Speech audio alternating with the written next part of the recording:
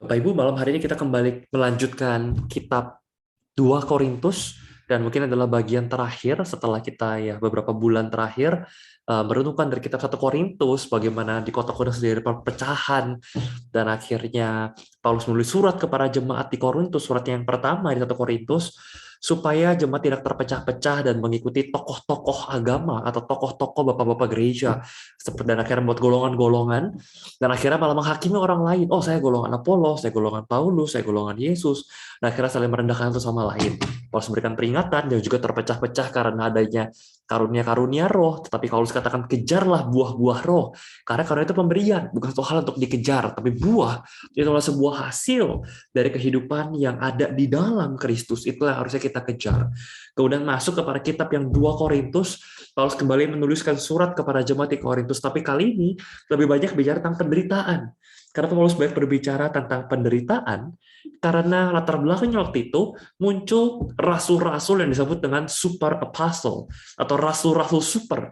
Rasul-rasul yang datang, orang-orang pembicara-pembicara yang hebat, pembicara yang fasih, pembicara yang begitu flamboyan, dan dia membawa CV, membawa track record, membawa resume yang luar biasa, prestasinya, track recordnya, CV-nya, resume begitu luar biasa. Mereka datang, mereka bicara dengan penuh semangat, penuh motivasi, dan mereka adalah orang-orang yang sukses, orang-orang yang berhasil, mereka terpandang, wah, sehingga kira orang-orang jemaat di Korintus begitu tertarik kepada para rasul-rasul super ini. Bahkan tidak sedikit dari mereka yang menghakimi Paulus, jangan-jangan Paulus bukan yang asli. Kenapa berbeda sekali? Mereka ngomong dengan sangat luar biasa, dengan begitu karismatik. Tapi Paulus ketika berbicara, ya Paulus bicara biasa aja. Bahkan kita merenungkan beberapa kitab lalu gitu ya, pernah Paulus saking berbicara saking panjangnya, sampai ada jemaatnya yang tertidur, terjatuh dari lantai atas dan akhirnya meninggal. Tapi Paulus mengadakan mujizat, dan akhirnya orang tersebut bangkit kembali. Ya, Paulus berbicara dengan apa adanya. Paulus mengatakan, aku memberitakan the simplicity of gospel. Aku memberitakan Injil apa adanya. Kesederhanaan Injil. Yang gak aku sugarcoat, gak aku bungkus, dan aku poles-poles bikin cantik-cantik, manis-manis, supaya menyenangkan telinga. Enggak. Aku memberitakan apa adanya Injil, yaitu berita tentang kelahiran, kematian, kebangkitan, dan kenaikan dari Yesus Kristus yang turun ke dunia untuk menebus manusia yang berdosa. Ini aku beritakan. Berbeda dengan para rasul-rasul super ini. Nah, sebaliknya, mereka juga melihat kenapa Paulus tampangnya compang-camping, kurus, hidupnya menderita, hidup susah. Gimana ngajak orang untuk ikut percaya Yesus gitu kan? Kalau kamu aja sebagai pengikut Kristus, bahkan sebagai rasul, hidupmu susah. Coba lihat para rasul-rasul super tanda kutip tadi, hidup mereka berhasil, hidup mereka makmur, hidup mereka sukses. Nah, ini lebih menarik untuk dilihat. Namun Paulus mengatakan, loh, justru aku membuktikan aku rasul yang sejati lewat penderitaanku, lewat pengorbananku. Karena aku mencari kamu bukan untuk nyari uang kamu. Aku beritakan Injil bukan karena aku yang meminta uang. Bahkan Paulus menjelaskan bagaimana pelayanan dia tidak pernah mengambil uang sepeser pun.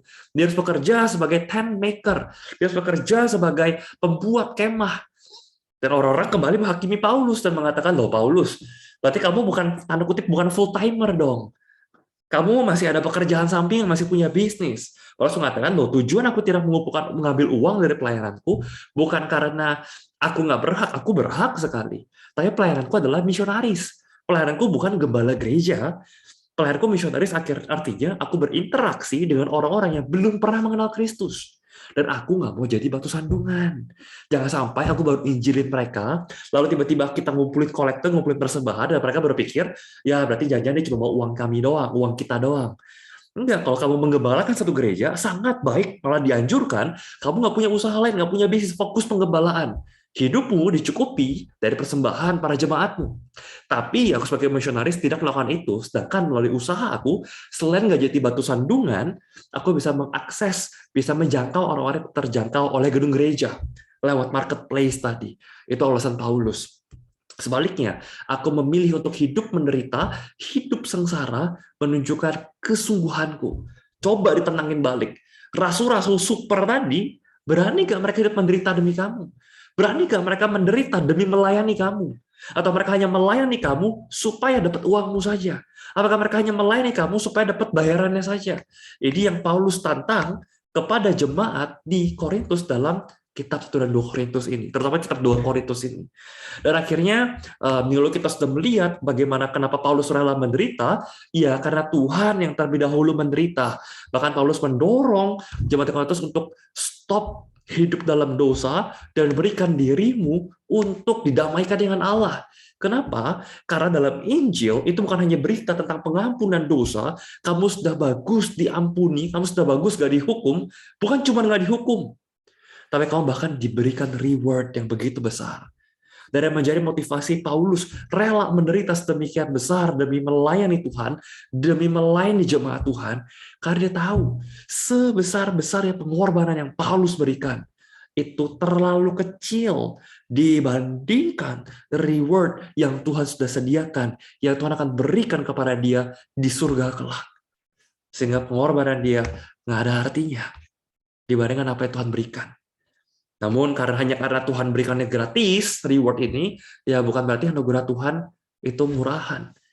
Tapi Kristus harus membayar dengan harga yang sangat-sangat mahal demi kita bisa menikmati anugerah ini.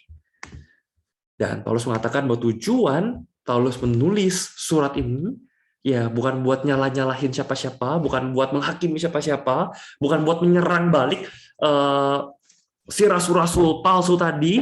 Betul sih, Paulus ingin membuktikan dirinya dan bukan rasul palsu, dialah rasul asli, dengan sendiri terbukti bahwa mereka adalah rasul-rasul palsu, yang rasul-rasul super tadi. Tapi tujuan itu adalah Paulus ingin mengajak jemaat di Korintus mengikuti teladan dia, lewat pengajaran yang telah dia berikan kepada mereka.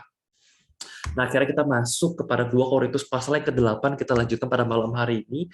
Paulus menulis surat seperti ini. Saya akan bacakan 2 Korintus 8 ayat yang kedua. Dimulai dari ayat yang kedua. Selagi dicobai dengan berat dalam berbagai penderitaan, sukacita mereka, siapa mereka? Mereka adalah jemaat-jemaat di Makedonia. Sukacita jemaat di Makedonia itu meluap. Dan meskipun mereka sangat miskin, namun mereka kaya dalam kemurahan. Bapak Ibu lihat ada satu kontras di sini. Dalam penderitaan, justru sukacita mereka meluap. Biasanya di dunia menawarkan ya, kalau mau sukacita ya ketika kita hidup nggak menderita, kita hidup nyaman, kita hidup enak, kita hidup semua lancar, ya itu sukacita. Tapi kalau penuh penderitaan, kok bisa sukacita? Lalu dikatakan ketika mereka miskin, mereka justru kaya dalam kemurahan. Aku bersaksi, kata Paulus, bahwa mereka telah memberi menurut kemampuan mereka, bahkan telah memberikan, bahkan melampaui kemampuan mereka. Dengan kerelaan sendiri, mereka meminta dan mendesak kepada kami supaya mereka juga beroleh kasih karunia untuk mengambil bagian dalam pelayanan kepada orang-orang kudus. Minggu lalu kita sudah melihat bagaimana Paulus mengatakan bahwa justru di dalam penderitaan, Paulus bisa bersukacita. Bukan karena Paulus bersukacita karena menderita, Paulus bukannya miring gitu ya. Loh, karena menderita aku sukacita, sengaja aku cari-cari penderitaan supaya happy. Enggak begitu, tapi meskipun di dalam penderitaan sekalipun, masih bisa bersukacita, masih bisa berbahagia. Kenapa? Karena bersukacita kebahagiaan sumbernya dari Kristus. Dan dia memberikan satu contoh yang lebih lagi, bahkan jemaat di Makedonia, bukan cuma mereka bisa bersukacita dalam penderitaan, tapi di dalam kemiskinan, mereka masih bisa memberi. Mereka cuma berkorban secara fisik, bukan cuma berkorban untuk melayani, mengorbankan waktu, mengorbankan tenaga, mengorbankan pikiran, tapi mereka juga rela mengorbankan finansial mereka, mengorbankan materi mereka, mengorbankan uang mereka untuk melayani sesama. Dan ini yang di-challenge Paulus kepada jemaat di Korintus. Paulus mengatakan bahwa jangan seperti rasul-rasul super yang justru pamer kekayaan dan pamer keberhasilan. Itu nggak dipamerin. Kalau kamu pamer, kalau kamu bermegah, contoh di jemaat Makedonia, bermegahlah karena kamu masih royal, karena kamu masih generous, kamu masih murah hati, meskipun kamu miskin, meskipun uangmu nggak banyak, itu yang kamu banggakan. Buat apa kamu bangga karena uangmu banyak? Bangga bahwa meskipun uangmu nggak banyak, tapi kamu masih bisa bantu banyak orang, masih bisa memberi dengan begitu royalnya. Paulus meminta jemaat di Korintus meneladani jemaat di Makedonia terutama dalam teladan, berbagi meskipun dalam keterbatasan, berbagi meskipun dalam kemiskinan. Ayat 7, pasal 8 ayat 7, maka sekarang sama seperti kamu kaya dalam segala sesuatu, kaya dalam iman, kaya dalam perkataan, dalam pengetahuan, dalam kesungguhan untuk membantu, dalam kasihmu terhadap kami, demikianlah juga hendaknya kamu kaya dalam pelayanan kasih, atau pelayanan finansial, atau pelayanan materi secara uang. Bagus, iya kamu udah pelayanan, kamu rajin, kesungguhanmu dalam membantu luar biasa. Pengetahuanmu, kamu mau belajar firman, belajar doktrin, belajar teologi, bagus. Kamu kaya dalam perkataan, ya bagus, kamu saling penguat sama lain. Kamu kaya dalam iman, kamu punya iman yang luar biasa, bagus. Tapi jangan lupa, kamu juga harus kaya dalam berbagi, kaya dalam being generous, dalam bermurah hati. Kamu udah melakukan itu semua bagus, tapi kamu kurang satu lagi, yaitu berkorban secara finansial. Ayat 9, karena kamu telah mengenal kasih karunia Tuhan kita Yesus Kristus, bahwa Ia yang oleh karena kamu menjadi miskin, sekalipun Ia kaya, supaya kamu menjadi kaya oleh karena kemiskinannya. Ini satu ajaran yang benar-benar bertolak belakang dengan pengajaran yang sedang simpang siur diajarkan oleh rasul-rasul super apostle tadi di jemaat di Korintus. Mereka mengajarkan dengan begitu manis, wah kalau kamu ikut Tuhan, kamu sukses, kamu kaya raya, kamu berhasil, sama seperti kami, kamu makmur. Loh, Paulus mengatakan justru Yesus aja yang begitu kaya, Raja pencipta alam semesta, punya semuanya di seluruh jagat raya semesta ini, mau meninggalkan segala-galanya. Jadi manusia gak punya apa-apa. Menjadi miskin sekalipun dia kaya. Supaya kamu menjadi kaya oleh karena kemiskinanmu. Supaya kamu bisa berbagi sama orang, bukan berbagi karena kamu sanggup atau karena kelebihan sedikit, ya udahlah kamu nggak anggap, tapi justru dalam kekurangan kamu bisa berbagi. Ini yang Paulus ingin ajarkan kepada jemaat di Korintus.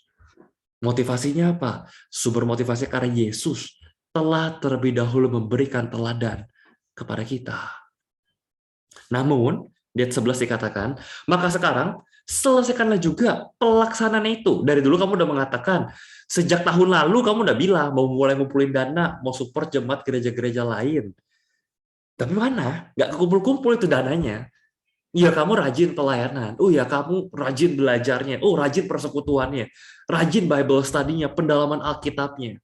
Tapi satu yang kamu kurang, itu jangan lupa pengorbanan secara finansial. Itu juga bagian dari satu pelayanan yang berkenan di hadapan Tuhan. Maka sekarang selesaikan pelaksanaan itu. Dan hendaklah pelaksanaannya sepadan dengan kerelaanmu. Jangan hanya karena saya suruh kamu untuk meneladani jemaat Makedonia yang berani berbagi di dalam kekurangan, lalu sekarang kamu terpaksa. Enggak, jangan. Kalau kamu mau memberi, berilah dengan kerelaan hati. Dan lakukanlah itu dengan apa yang ada padamu. Jangan malah gaya-gaya, wah supaya kelihatan persembahan banyak, sampai berhutang, buat apa? Nggak usah, Tuhan nggak pernah minta yang kamu nggak ada kok. Apa yang ada padamu, itu yang kamu persembahkan. Dan persembahkanlah sesuai dengan kerelaan hati. Tuhan nggak pernah maksain, Tuhan nggak butuh uangmu. Memberilah sesuai dengan apa yang ada pada dirimu. Dan memberilah dengan kerelaan hati. Dan Paulus mengatakan, sebab itu kami hendak menghindarkan hal ini. Bahwa ada orang yang dapat mencela kami dalam hal pelayanan kasih, persembahan, pengorbanan finansial ini, yang kami lakukan, dan yang hasilnya sebesar ini. Karena kami mikirkan apa yang baik, bukan hanya di hadapan Tuhan, tapi juga di hadapan manusia. Nah, karena itu, nanti Paulus mengatakan, kami akan mengutus bersama mereka, kami itu seorang lain lagi. Jadi Paulus akan mengutus orang untuk mengambil, mengkolek persembahan finansial ini, yang untuk dibagikan kepada jemaat-jemaat di daerah lain yang butuhkan, tapi supaya transparan, supaya nggak dituduh, nanti uangnya malah dipakai nih sama Paulus. Enggak, Paulus ditekankan dari awal, Paulus tidak pernah meminta uang persembahan siapapun. Setiap kali Paulus mengencourage, mendorong jemaat untuk memberikan pelayanan finansial, pengorbanan secara materi, itu digunakan untuk mensupport jemaat di gereja-gereja lain, di kota-kota lain yang susah, yang miskin. Satunya Yerusalem. Yerusalem jemaat gereja itu lumayan miskin. Satunya di sana. Yang nanti akan dibawa oleh Paulus sendiri menuju balik ke Yerusalem, dan di akhir perjalanan pelayanan Paulus akhirnya ditangkap di Roma. Lalu diwati-wati, Paulus jangan balik ke Yerusalem. Paulus mengatakan enggak, saya harus bawa uang persembahan, dukungan finansial dari yang udah dikumpulin dari berbagai kota-kota ini kepada jemaat Yerusalem. Akhirnya ditangkap dari penjara, diurus ke Roma. Nah, tapi Paulus mengatakan untuk transparansi saya akan kirim berapa orang untuk ngambil atau mengkolek, supaya nggak ada celah. Bukan saya yang gunakan uangnya. Ini jumlahnya besar sekali. Dan ini bukan buat saya, kata Paulus.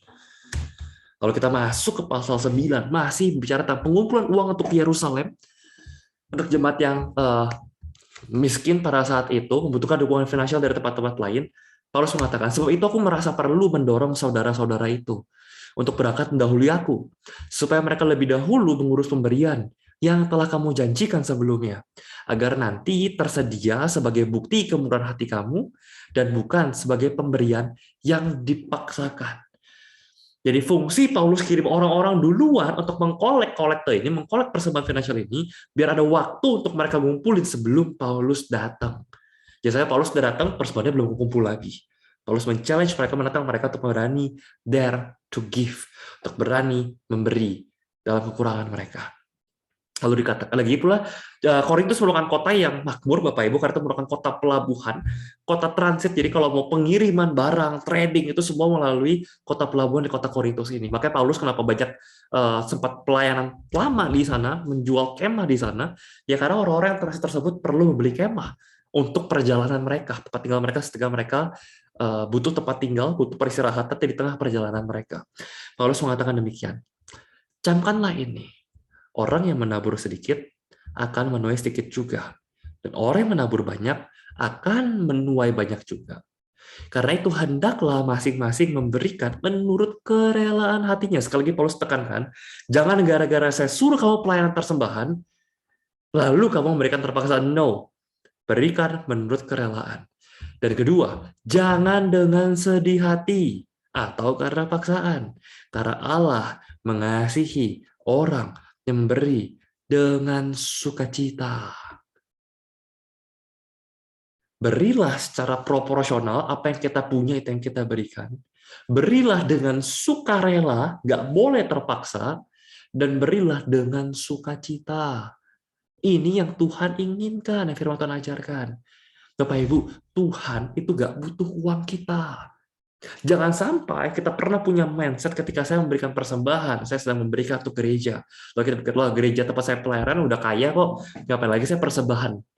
No, kita persembahan bukan untuk gereja. Betul, melalui wadah gereja, tapi kita berikan kepada Tuhan. Tapi ingat, Tuhan nggak butuh uang kita. Tuhan nggak butuh uang kita, Tuhan udah kaya raya. Tuhan nggak butuh uangmu. Yang Tuhan inginkan adalah hatimu. Masalahnya, firman Tuhan berkata, di mana hartamu berada, di situ hatimu berada. Jadi kalau bilang, Tuhan, aku mengasihi Engkau, Tuhan, aku mencintai Engkau, Tuhan, hatiku adalah untuk Tuhan. Buktinya mana? Kalau kita mau menguji seseorang, di mana hati seseorang berada, apa yang paling dicintai oleh seseorang, lihat kemana uang yang mengalir. Kalau uangnya paling banyak mengalir untuk shopping, ya mungkin shopping adalah hatinya dia. Ketika itu yang paling dia kasihi. Kalau paling banyak uang yang mengalir untuk traveling, ya mungkin traveling. Itu hatinya dia, itu yang dia cintai. Kalau dia paling banyak mengalir untuk seminar, belajar, ya mungkin hatinya adalah untuk belajar. Kalau dia paling banyak mengalir untuk memberi, untuk pelayanan, untuk persembahan kepada Tuhan, kelihatan hatinya ada di sana, hatinya untuk Tuhan. Tuhan kata, di mana hartamu berada, di situ hatimu berada. Betul, Tuhan nggak butuh uang kita, tapi Tuhan disenangkan lewat persembahan yang kita berikan. Tapi supaya Tuhan disenangkan untuk persembahan yang kita berikan, kita harus berikan dengan kerelaan hati dan dengan sukacita. Artinya apa? Kalau kita kasihnya nggak rela, kalau kita kasihnya karena ada maunya, Tuhan saya udah kasih segini, Tuhan saya tuntut Tuhan harus balikin saya 10 kali lipat, itu nggak sukarela namanya. Atau kita kasih terpaksa, aduh sebenarnya saya nggak pengen kasih, tapi pasangan saya atau keluarga saya, orang tua saya nuntut saya harus kasih. Kalau nggak rela, sorry Bapak Ibu, nggak usah kasih. Mohon maaf Bapak Ibu, kalau sampai hari ini Bapak Ibu kasih persembahan ke gereja dengan mindset karena terpaksa dan nggak suka cita, takut kalau saya nggak kasih ntar saya dihukum sama Tuhan, atau kalau saya kasih supaya Tuhan harus balikin saya puluh-puluh kali lipat, sorry Bapak Ibu, nggak usah kasih. Kenapa? Sia-sia pemberian Bapak Ibu. Satu, Tuhan nggak butuh uang kita. Dan kedua, kalau kita berikan dengan sikap hati yang tidak tepat, sia-sia. Tuhan nggak pandang. Karena dari awal Tuhan nggak butuh uangmu. Kita kasih persembahan, itu untuk menyenangkan Tuhan. Dan Tuhan disenangkan kalau hati kita benar ketika kasih. Kalau hatinya benar, nggak usah kasih. Tuhan nggak butuh uang kita. Gereja nggak butuh uang kita. Tuhan bisa pelihara gereja. Tapi kalau kita mau kasih, berikanlah dengan kerelaan hati. Berikanlah dengan hati yang sukacita. Dan ayat 8 firman Tuhan berkata, dan Allah sanggup melimpahkan segala kasih karunia kepada kamu, supaya kamu senantiasa berkecukupan di dalam segala sesuatu, dan malah berkelebihan di dalam berbagai kebajikan. Allah sanggup melimpahkan kasih karunia kepada kamu. Bapak Ibu, we cannot outgive God. Kita gak pernah bisa kasih lebih daripada Tuhan kasih kepada kita. Sebanyak-banyaknya kita kasih ke Tuhan, Tuhan selalu bisa kasih lebih daripada itu kepada kita. Kita bisa berani kasih Tuhan segini, Tuhan bilang, aku bisa kasih kamu segini. Kita berani kasih Tuhan segini, aku kasih kamu segini. Dan kalau kita mau main game Tuhan, kita main game, aku beri ke Tuhan, Tuhan beri ke aku, lihat siapa yang menang. Kita nggak akan pernah bisa menang. Betul, kita jangan mengharapkan Tuhan kalau aku udah kasih harapin Tuhan kasih ya berkali-kali lipat, nggak boleh ngarepin seperti itu. Tapi faktanya firman Tuhan mengatakan kalau kita kasih sukarela Tuhan ngarepin apa-apa, tetap Tuhan nggak akan tinggal diam. Tetap Tuhan akan memberikan lebih daripada yang berani kita berikan kepada Dia. Tuhan sanggup melimpahkan segala kasih karunia kepada kita. Supaya apa? Kenapa Tuhan memberikan lebih-lebih kepada kita? Supaya apa? Supaya kamu senantiasa berkelebihan dalam segala sesuatu, begitu? Bukan. Apakah dikatakan senantiasa bisa berfoya-foya, bermewah-mewah dalam segala sesuatu? Bukan. Dikatakan apa? Kenapa Allah memberikan kita lebih-lebih? Supaya kamu senantiasa cukup dalam segala sesuatu. Loh, kelebihannya di mana? Dan malah kelebihan di dalam pelbagai kebajikan. Sama seperti gelas ketika dituang dengan air, dituang terus sampai gelas itu akhirnya penuh. Dan dituang air lagi, lama-lama airnya melimpah ruah, airnya tumpah keluar. Ketika air itu tumpah keluar, melimpah luar, siapa menerima air?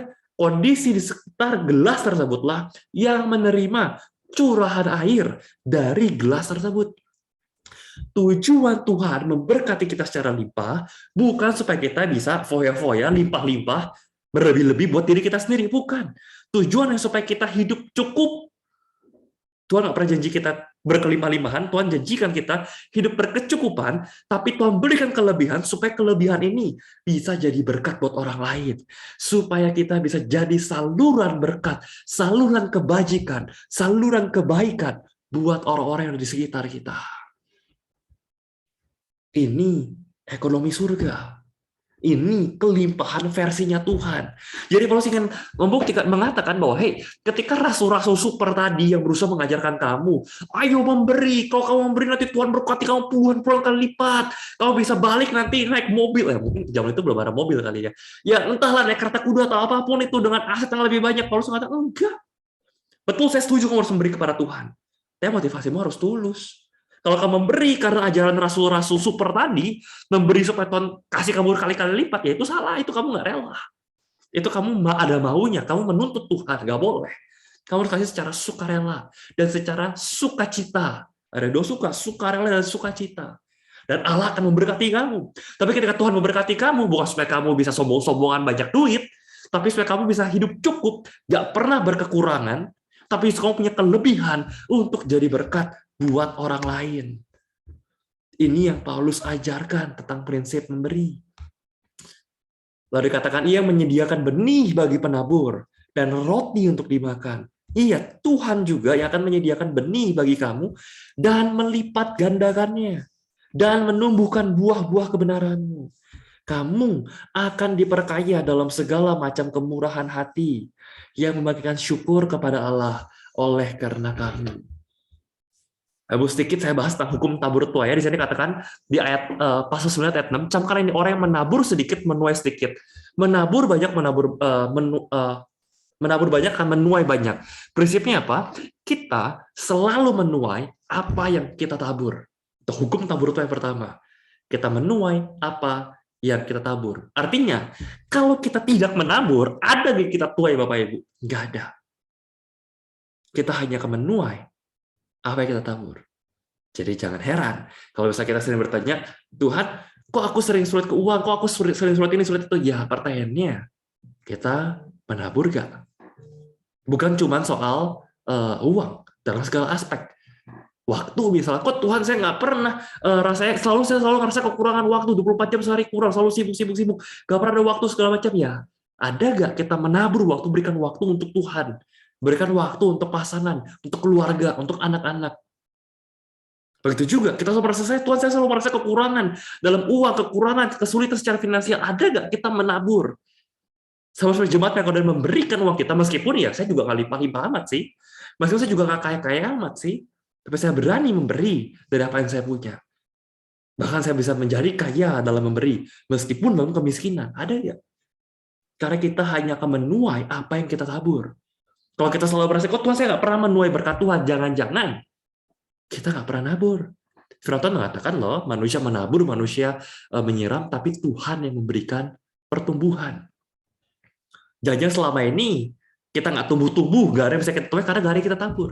Yang kedua, hukum tabur tuai dikatakan, kita selalu menuai lebih banyak daripada yang kita tabur. Tuhan yang menyediakan benih bagi penabur, Dia juga yang menyediakan benih bagi kamu dan melipat gandakannya.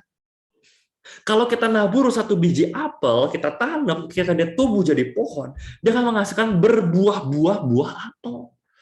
Kita selalu menuai lebih dari yang kita tabur. Makanya saya bilang, we can never outgive God. Kita nggak pernah bisa menang dalam game saling memberi sama Tuhan. Tuhan nggak mungkin biarin kita menang. Kita berani memberi segini, Tuhan bisa memberi jauh lebih besar daripada itu. Tapi ingat, tujuannya bukan untuk kita, tapi untuk kita salurkan kembali jadi berkat untuk orang lain. Kita selalu menuai apa yang kita tabur. Yang kedua, kita menuai lebih daripada yang kita tabur. Dan yang ketiga, ingat Bapak Ibu, musim menabur beda sama musim menuai. Gitu ya. Untuk segala itu ada musimnya Bapak Ibu. Kita nggak bisa expect, loh saya sudah menabur. Mana hasilnya? Kok saya belum diberkati Tuhan? Mana kok saya belum menuai? Ya, itu nggak tulus tadi, namanya nggak sukarela. Kita nuntut, kita nabur karena ngarepin. Tuhan saya nuntut, kamu harus balikin saya. Enggak, sabar aja. Karena berkat daripada Tuhan, hasil pertumbuhan Tuhan, itu kita nggak ketahuan. Kita nggak bisa predik kapan. Tapi Tuhan berikan tepat pada waktunya. Tepat saat kita butuhkan. Atau tepat saat orang butuhkan melalui kita. Musim menabur beda sama musim menuai. Sabar. Setialah memberi. Makanya saya bilang tadi harus berikan sukarela. Meskipun kita tahu Tuhan bakal berkatin, jangan ngarepin berkatnya. Jangan ngarepin dibalikin berpuluh kali lipatnya. Jangan. Kenapa? Karena kita nggak tahu kapan. Karena musimnya beda. Karena Tuhan memberilah dengan sukarela, Tuhan balas, Tuhan nggak balas, imanin aja. Tuhan akan berkati kamu secara limpah. Tuhan terus mencukupkan kamu nggak akan berkekurangan. Kapan limpahnya buat orang lain nggak tahu. Tunggu aja tanggal mainnya Tuhan. Dan ayat 12 dikatakan, sebab pelayanan kasih yang berisi pemberian ini bukan hanya mencukupkan keperluan-keperluan orang kudus, tapi juga melimpahkan ucapan syukur kepada Allah. Terus Bapak Ibu, ketika kita memberikan persembahan secara materi, kita memberikan kepada Tuhan, ya betul sih, ya gereja yang menerima persembahan kita ikut terberkati, betul, nggak salah. Tapi lebih daripada itu, beyond daripada siapa yang menikmati, di dunia ini, Tuhan disenangkan. Ini Bapak Ibu, kita memberikan persembahan kepada Tuhan, kita sedang mengekspresikan diri kita setidaknya dalam 3 dimensi waktu kepada Tuhan. Kita sedang dimensi masa lalu, kita sedang Tuhan, aku memberikan persembahan ini sebagai wujud ekspresi, aku berterima kasih, aku bersyukur kepada Tuhan. Aku bersyukur untuk penyertaan Tuhan di masa laluku, di hari-hari yang udah lewat. Masa lalu. Masa kini, Tuhan, ketika aku memberikan persembahan ini adalah ekspresi bahwa aku memprioritaskan Tuhan sebagai yang terutama dan terpenting dalam hidupku di masa kini. Dan dimensi masa depan, Tuhan, kita akan berani memberikan persembahan ini. Aku sedang mempercayakan masa depanku, hari esokku di dalam tangan Tuhan. Dan Bapak Ibu, kita memberikan persembahan kepada Tuhan secara materi, secara finansial. Kita sedang mengekspresikan diri kita kepada Tuhan. Dari masa lalu kita bersyukur, dari masa kini Tuhan yang terpenting dan terutama, dan kita mempercayakan masa depan kita ke dalam tangan Tuhan. Dan ayat 13, dan oleh sebab kamu telah tahan uji dalam pelayanan itu, mereka memuliakan Allah karena ketaatan kamu dalam pengakuan akan Injil Kristus, dan karena kemurahan hatimu dalam membagikan segala sesuatu dengan mereka dan dengan semua orang. Bapak Ibu, kemurahan hati kita itu memuliakan Tuhan. Kita menggunakan apa yang kita punya, bukan cuma soal waktu dan tenaga dan pelayanan fisik dan seterusnya, tapi kita menggunakan benar-benar uang kita, materi kita untuk membantu orang lain. Orang lain ikut memuliakan Tuhan. Mereka memuliakan Allah. Mereka memuji Tuhan, mereka bersyukur kepada Tuhan karena memberkati mereka. Lalu kita jadi tangan perpanjangan kemuliaan Tuhan. Dari ayat 10, Paulus melanjutkan. Paulus mengatakan bahwa aku, Paulus, ini ada kalimat terjemahan sebenarnya harusnya, aku, Paulus, terlihat seperti seseorang yang gak berani bila berhadapan muka dengan kamu. Berani cuma kalau jauhan. Cuman berani pas nulis surat doang gitu kan. Wah, pas kalau nulis surat kayak ngomongnya keras banget. Tapi kalau ketemu kok ngomongnya lembut banget. Wah, ini cuma beraninya di belakang doang nih, di belakang layar gitu maksudnya. Aku memperingatkan kamu demi Kristus yang lemah lembut dan ramah. Nah, Paulus mengatakan bahwa dia menegaskan bahwa dia akan tetap konsisten. Aku berikan kamu di Kristus yang lemah lembut dan ramah. Aku minta kemana, jangan maksakan aku menunjukkan keberanianku dari dekat. Bahkan aku ketika samperin kamu, bisa gak marah-marah kayak di surat? Bisa. Ya cuman buat apa? Saya nggak mau. Kalau akhirnya kamu harus terima yang keras, akhirnya sakit gara-gara aku marah-marahin. Makanya aku nulis surat ini dulu kepada kamu sebelum aku datang kembali ke Korintus untuk ngambil persembahan tadi kepada Yerusalem, supaya kamu bertobat dulu. Supaya nanti pas aku datang, aku udah nggak usah marah-marah lagi. Siapa sih yang suka marah-marah? Bukan berarti aku nggak bisa marah. Bukan berarti aku nggak bisa tegas, kata Paulus. Bisa. Cuma aku nggak mau. Karena mumpung aku belum datang, segera cepat bertobat. Segera kumpulkan persembahan ini. Segera lakukan, tinggalkan pengajaran dari rasul-rasul palsu, rasul-rasul super tadi. Kata Paulus. Nah, Paulus melanjutkan demikian di pasal 10 ayat 9. Tetapi aku tidak mau kelihatan seolah-olah aku menakut-nakuti kamu dengan surat-suratku. Sebab kata orang, iya surat-surat Paulus emang tegas dan keras. Tapi kalau berhadapan muka, sikapnya lemah dan perkataan-perkataannya tidak berarti. Tapi hendaklah orang-orang yang berkata demikian menginsafi bahwa tindakan kami bila berhadapan muka sama seperti perkataan kami dalam surat-surat kami bila tidak berhadapan muka. Lalu Paulus mengatakan di ayat 12, memang kami tidak berani menggolongkan diri kepada atau membandingkan diri dengan orang-orang tertentu yang memuji diri sendiri. Paulus lagi menyindir si super apostle, si rasul-rasul super tadi yang membangga-bangga pas pamer resumenya. Wah, saya pernah berbicara di sini, bawain konferensi ini, berkhotbah di seminar ini, di konferensi ini, seminaran kawan-kawan yang enggak. Paulus nggak mau menggolongkan diri membandingkan orang yang muji-muji diri sendiri hebat dan seterusnya. Mereka mengukur dirinya dengan ukuran mereka sendiri dan membandingkan dirinya dengan diri mereka sendiri. Alangkah bodohnya mereka. Paulus mengatakan ayat 17. Ini keren Bapak Ibu. Tapi barang siapa bermegah, hendaklah ia bermegah di dalam Tuhan. Sebab bukan orang yang memuji diri yang tahan uji, melainkan orang yang dipuji Tuhan. Artinya gini, untuk mungkin orang ini valid atau enggak sih, ini rasul bener atau enggak sih, tahan uji atau enggak sih, bukan dilihat, oh dia dipuji banyak orang, enggak. Hanya karena orang-orang memuji dia, bukan membuktikan bahwa hamba Tuhan tersebut itu valid dan berkenan di hadapan Tuhan. Tapi hamba Tuhan yang valid, yang benar-benar tahan uji, adalah hamba Tuhan yang justru dipuji oleh Tuhan. Bukan dipuji oleh manusia. Karena itu jangan bermegah. Kalau kamu hanya terlihat hebat di mata manusia, bagaimana kamu terlihat di mata Tuhan? Ingat, Tuhan bukan mandang materi. Tuhan bukan mandang CV dan resume. Tuhan bukan mandang seberapa terkenal, seberapa hebat, berapa banyak followermu. Bukan itu Tuhan pandang. Tapi seberapa setia kamu rela melayani Tuhan. Seberapa setia, sama seperti Yesus yang meninggalkan tahtanya, menderita di dunia demi manusia. Seberapa juga kamu rela menderita demi Tuhan dan demi melayani sesama, melayani jemaatmu. Ini yang Paulus challenge kepada rasul-rasul super yang dielu-elukan di jemaat di Korintus. Dan masuk pasal 11 ayat 3 Paulus mengatakan, tapi aku takut kalau pikiran kamu disesatkan dari kesetiaan kamu yang sejati kepada Kristus. Sama seperti Hawa diperdaya oleh ular itu dengan pelicikannya. Sebab kamu sabar saja. Jika ada seorang yang datang memberitakan Yesus yang lain daripada yang telah kami beritakan, atau memberikan kepada kamu roh yang lain daripada yang telah kamu terima, atau Injil lain daripada yang telah kamu terima. Tapi menurut pendapatku, sedikit pun aku tidak kurang daripada rasul-rasul yang tak ada taranya itu. Jika aku kurang paham dalam berkata-kata, tidaklah demikian dalam hal pengetahuan. Sebab kami telah menyatakan kepada kamu pada segala waktu, di dalam segala hal. Paulus kesel sama jemaat di Korintus, karena jemaat Korintus sabar, biasa-biasa aja, fine-fine aja, meskipun diberitain Injil yang ngawur. Meskipun diberitakan tentang Yesus yang lain daripada diberitakan. Yesus yang harus diberitakan adalah Yesus yang menderita, mati untuk menebus dosa manusia. Bukan Yesus yang menjadi kunci untuk dapat kaya raya, untuk dapat hidup makmur dan sukses. Bukan itu Injil yang sejati. Masalahnya jemaat Korintus biasa-biasa, sabar-sabar aja. Oke, fine. Ini menarik. Diberitakan Injil yang orang, mereka oke aja. Ini Paulus marah sekali. Dan Paulus mengatakan, aku pun nggak kurang dari rasul-rasul itu.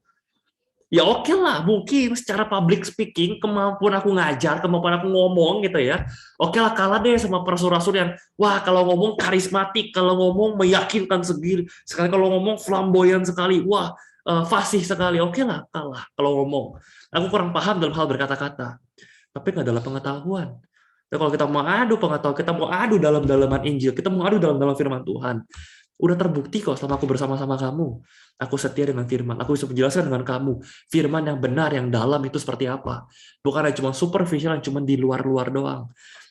Aku Bapak Ibu, di dalam perjalanan baru ketika zaman Paulus, dia berkhotbah keliling ke gereja-gereja, sinagoga, itu bukan seperti zaman sekarang, yang cuma khotbah di mimbar, ya selesai khotbah, udah selesai. Tapi setiap Paulus habis khotbah itu ada sesi tanya-jawab. Makanya kalau Bapak Ibu ingat berapa waktu lalu ya di Korintus dikatakan, wah kalau bisa perempuan jangan banyak bertanya. Kalau bertanya di mana kok di kebaktian nanya? Ya karena itu tanya jawab itu. Karena setiap habis kebaktian selalu ada sesi tanya jawab. Supaya apa? Si pengkhotbah ini, pembicara-pembicara ini bisa memberikan pertanggungan jawab terhadap apa yang mereka beritakan. Mereka nggak bisa asal-asalan beritain Injil. Karena mereka ditanyain oleh jemaat langsung. Zaman sekarang mungkin kita nggak bisa. Kalau dengar khotbah ya udah terima aja. Mau nanya ya udah nanti aja di kelompok kecil atau persekutuan dan seterusnya. Dulu enggak. Zaman Paulus dia bisa memberikan pertanggungjawaban. Makanya Paulus bilang, oke lah kalau berkata-kata, tapi dalam pengetahuan kamu udah terbukti kok. Ternyata kok selama aku bareng-bareng kamu di Korintus, setiap aku khotbah kamu tanya apapun aku bisa jawab. Aku bisa mempertanggungjawabkan semua yang aku beritakan. Paulus mengatakan, apabila aku berbuat salah, jika aku merendahkan diri untuk meninggikan kamu, karena aku memberitakan Injil Allah dengan kamu dengan cuma-cuma. Jemaat-jemaat lain telah tanda kutip kurampok dengan menerima tunjangan dari mereka supaya aku dapat melayani kamu. Paulus bahkan minta uang dari jemaat lain untuk mensupport pelayanan di jemaat di Korintus. Dan ketika aku dalam kekurangan di tengah-tengah kamu, aku nggak pernah nyusahin satu orang pun. Semua apa yang kurang padaku selalu dicukupkan oleh saudara-saudaraku yang datang dari Makedonia. Dalam segala hal aku menjaga diriku supaya jangan menjadi beban bagi kamu. Dan aku akan tetap berbuat demikian. Paulus gak pernah minta uang dari jemaat di Korintus. Bukan berarti dia bukan full-timer. Tapi dia dibantu hidup oleh jemaat lain. Dalam konteks ini, jemaat dari Makedonia. Tapi jangan mau disesatkan oleh pengajar-pengajar palsu, para rasul-rasul super tadi, karena pengajar mereka betul benar. Tapi apa yang Paulus ajarkan? Paulus bermegah justru dalam pengorbanannya. Ayat 12, tetapi apa yang kulakukan akan tetap kulakukan untuk mencegah mereka yang mencari kesempatan guna menyatakan bahwa mereka sama dengan kami dalam hal yang dapat dimegahkan. Sebab orang-orang itu adalah rasul-rasul palsu, pekerja-pekerja curang yang menyamar sebagai rasul-rasul Kristus. Hal itu tidak usah mengherankan, sebab iblis pun menyamar sebagai malaikat terang.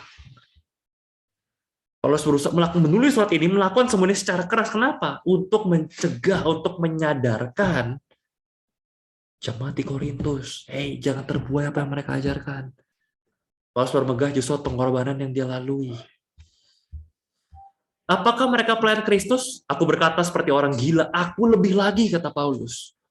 Aku lebih banyak berjeri lelah, lebih sering di dalam penjara, didera di luar batas, kerap kali dalam bahaya maut. 5 kali aku disesah orang Yahudi. 40 kurang 1 pukulan. 3 kali aku didera. 1 kali aku dilempari dengan batu. 3 kali mengalami karam kapal. Sehari semalam aku terkatung-katung di tengah laut. Dalam perjalananku, aku sering diancam bahaya banjir, bahaya penyamun, bahaya dari pihak orang-orang Yahudi, bahaya dari pihak orang-orang bukan Yahudi, bahaya di kota, bahaya di padang gurun, bahaya di tengah laut, bahkan bahaya dari pihak-pihak saudara-saudara palsu. Aku baik berjari lelah dan bekerja berat, kerap kali aku Paulus gak tidur, aku lapar, aku dahaga, aku berpuasa, aku kedinginan, aku tanpa pakaian.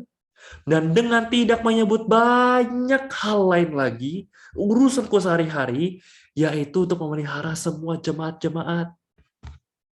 Kalau ada orang yang merasa lemah, tidakkah aku turut merasa lemah? Jika ada orang tersandung, tidakkah hatiku hancur oleh duka cita? Tapi Paulus berkata, jika aku harus bermegah, maka aku akan bermegah atas kelemahanku. Inilah perbedaan Paulus dengan rasul-rasul palsu tadi. Rasul Paulus tadi membanggakan dirinya karena kemakmuran mereka, kesejahteraan mereka, kehebatan, kefasihan, dan kesuksesan mereka. Paulus justru bermegah di dalam apa? Dalam pengorbanan yang dia lalui. Paulus rela disiksa. Kenapa? Karena Tuhan yang kasih kekuatan. Paulus rela ngorbanin nyawa. Kenapa? Karena Tuhan yang selamatkan. Paulus rela hidup pas-pasan, bahkan kekurangan. Kenapa? Karena Paulus percaya Tuhan yang mencukupkan. Paulus mengatakan, justru aku bermegah atas kelemahanku. Kenapa? Itu membuktikan aku rasul yang hanya motivasinya satu, memberitakan Kristus satu-satunya. Itu motivasiku. Bukan karena aku mau uangmu, bukan karena aku mau ketenaran, bukan karena aku mau apapun yang ditawarkan oleh dunia. Sama seperti yang diharapkan oleh rasul-rasul palsu, the super apostle tadi. Paulus beda. Dan Paulus mengatakan di 2 Korintus 12 ayat 8. Tentang hal itu aku sudah 3 kali berseru kepada Tuhan, Tuhan keluarin duri dalam daging. 3 kali Paulus doa. Supaya utusan iblis itu mundur daripada aku. Tapi jawab Tuhan apa? Cukuplah kasih karuniaku bagimu. Sebab justru di dalam kelemahanlah kuasa Allah menjadi sempurna. Maka Paulus mengatakan, sebab itu terlebih suka aku bermegah atas kelemahanku, supaya kuasa Kristus turun menaungi aku.